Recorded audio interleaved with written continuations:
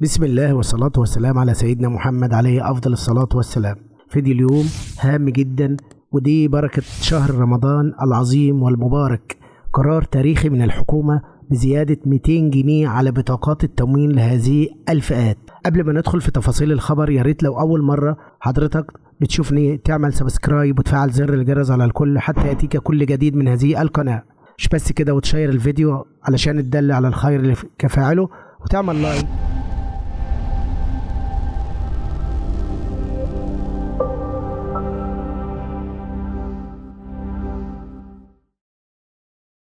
كشفت وزارة التموين والتجارة الداخلية في بيان رسمي لها عن مفاجأة سارة لملايين المواطنين، وخاصة من الأسر الأولى بالرعاية، وهذا بعدما قال مصدر مطلع في وزارة التموين بأن الأخير قد قامت بتوقيع بروتوكول تعاون بين الوزارة ومؤسسة مصر الخير، ويقضي البروتوكول بمنح الأسر الأولى بالرعاية منتجات وسلع تصل قيمتها إلى 200 جنيه، ويأتي ذلك بدعم مالي ومادي من خلال مؤسسة مصر الخير. مفاجأة سارة من التموين لكل المواطنين.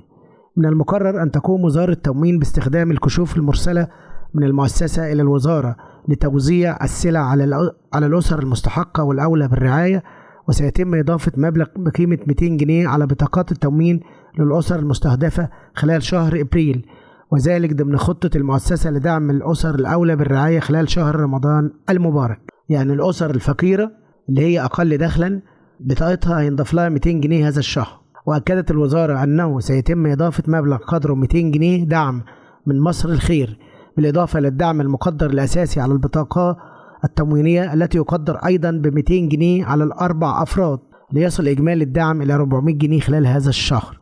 التموين توجه تحذير عاجل للمواطنين.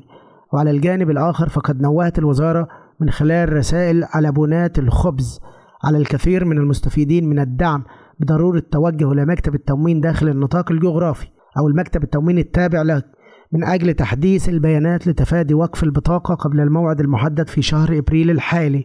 ونوهت الوزارة أنه من يملك سيارة حديثة سيتم وقف صرف الدعم له من خلال البطاقات التموينية، وإذا كان رب الأسرة مسجل بها 4 أفراد وكان يملك سيارة دون عن باقي الأسرة سيتم وقف صرف حصة رب الأسرة لامتلاك السيارة، بينما سيتم صرف الدعم لباقي المستفيدين دون المساس بحصصهم أو بحصتهم من الدعم. كشفت مصادر مقربة من وزارة التموين والتجارة الداخلية عن توقيع الوزارة اتفاقية شراكة مع مؤسسة مصر الخير لتوفير سلع بقيمة 200 جنيه للأسر ذات الرعاية الأولية، وهذا المبلغ سوف يضاف على بطاقة التموين. يعني الشهر ده بطاقة التموين هتبقى فيها 400 جنيه للناس اللي هي فقيرة. بالنسبة لانتهاء المهلة، يوم الخميس 7 أبريل انتهى الموعد النهائي لإدارة التموين لحاملي البطاقات التموينية، وقد تلقوا رسائل تحذير حول تبديل الخبز يطلبون منهم الذهاب إلى مكتب التوريد الخاص بهم لإثبات الدخل الشهري كما كان مقررا أصلا ل 25 مارس، لكنه يمدد الموعد النهائي حتى نهاية الأسبوع الأول من الشهر. ده كان فيديو النهاردة، فيديو بسيط وسهل ولكن مفرح في نفس الوقت. في البداية والنهاية بنتمنى الصحة والسعادة لجميع المتابعين، أفضل من الفلوس وأفضل من كل شيء. كان معكم نصر السيد، تحياتي الجميع، مع السلامة.